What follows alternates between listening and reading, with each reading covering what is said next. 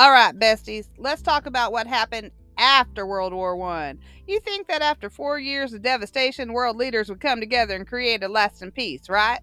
Wrong. Instead, they brewed a bitter cup of political drama that set the stage for another, even bigger conflict. Buckle up, because we're spilling the post World War I tea.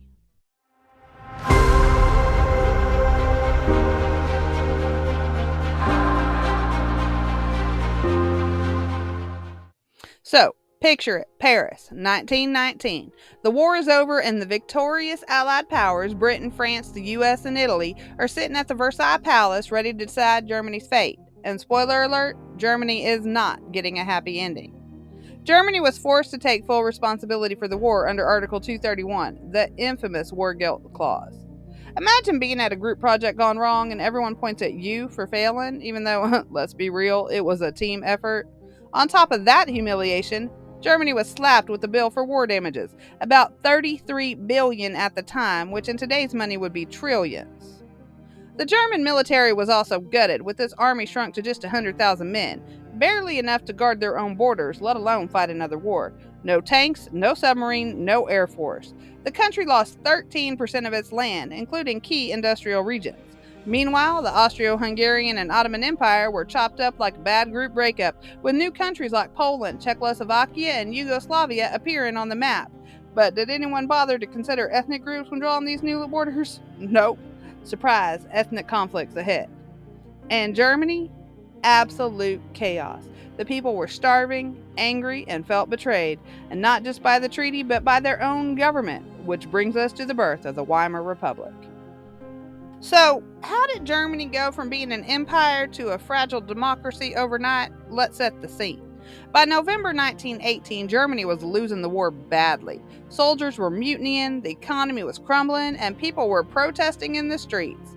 In a desperate move to keep control, Kaiser Wilhelm II abdicated the throne and fled to the Netherlands, effectively ghosting his own country. In the power vacuum that followed, a new democratic government, later called the Weimar Republic, was declared. But there was a problem. This government, led by moderates and socialists, was the one that signed the Treaty of Versailles, and for many Germans, that made them look weak and traitorous. The far right, including a young, angry Adolf Hitler, started calling the new leaders the November criminals, accusing them of stabbing Germany in the back. Spoiler alert, this resentment is going to be a problem later. Enter U.S. President Woodrow Wilson with his idealistic 14 points, a plan for world peace. The crown jewel, the League of Nations. Think of it as the United Nations' messier older cousin. The idea was that countries would work together to prevent future wars, but the reality was not so great. Germany and Russia, not invited. The U.S. Senate, not on board either. Without the big players, the League had no real power. Wilson, bless his heart, tried to sell the League to American people, going on a cross-country tour to promote it. But then, plot twist, he suffered a massive stroke, leaving his wife, Edith Wilson, basically running the country behind the scenes. Congress, already skeptical about joining, decided, nah, we're good, and the U.S. officially ghosted the League of Nations. Without the United States, the League was basically an international book club with no rules, and when countries started breaking them, there was no one strong enough to enforce them. So, why did the Senate ghost Wilson's dreams? Well, Americans were exhausted from the war and had no interest in signing up for another one. Article 10 of the League's charter required member nations to defend each other, and the Senate was like, no, we just got out of a war and y'all want us to sign up for another? Hard pass. Congress wasn't about to let some international group tell them when to send in American troops, and Wilson, unwilling to compromise with Republican senators, lost their support entirely. Without the U.S., the League was all talk and no action. Okay, besties. Before we wrap up this talk about the Treaty of Versailles and the League of Nations, though, we need to talk about what happened in the old Ottoman Empire because, whew, this sets up a whole new batch of drama. Remember how I said the Ottomans were the sick man to Europe? Well, by the end of World War I, they're basically on life support, and Britain and France are more than happy to step in and take over their former lands. During the war, Britain and France had made promises, sometimes conflicting ones, to various groups about what would happen to the former territories.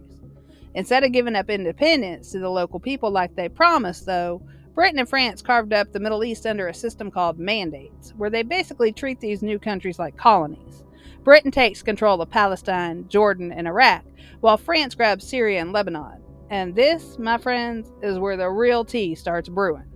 You see, around this time, the Zionist movement, which called for a Jewish homeland, was gaining momentum, and Britain issued the Balfour Declaration, saying they support a Jewish state in Palestine. Meanwhile, Arab leaders are like, excuse me? You just told us we'd get self-rule.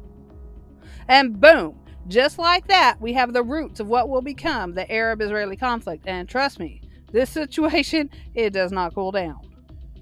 But don't worry, besties, we'll definitely be spilling all this tea in a future episode. But for now, just know, Europe didn't just end a war. They planted the seeds for the next century of conflicts.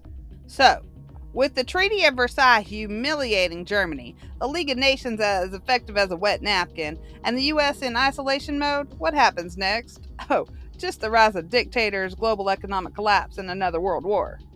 The Treaty of Versailles didn't just punish Germany, it fueled German nationalism and radical movements. The Weimar Republic was struggling under the weight of reparations, hyperinflation turned the economy into monopoly money, and extremists on both the left and the right were fighting for control. Enter Adolf Hitler and the Nazis, who promised to rip up the treaty and restore Germany's pride. Meanwhile, Italy and Japan, feeling snubbed by the peace deal, decided to take matters into their own hands, expanding their territories and militarizing. Then came the Great Depression, wrecking economies worldwide and making people more desperate for strong leaders, dictators, to fix things. And the League of Nations, when Hitler started breaking the treaty, rebuilding Germany's military, occupying territories, Britain and France chose appeasement, basically saying, maybe if we let him take just one more country, he'll stop. Spoiler, he didn't. By 1939, boom, World War II kicks off, because as it turns out, punishing a country into oblivion doesn't exactly create peace. Who knew? So, what have we learned? The Treaty of Versailles wasn't just a peace deal. It was a revenge plot that backfired spectacularly.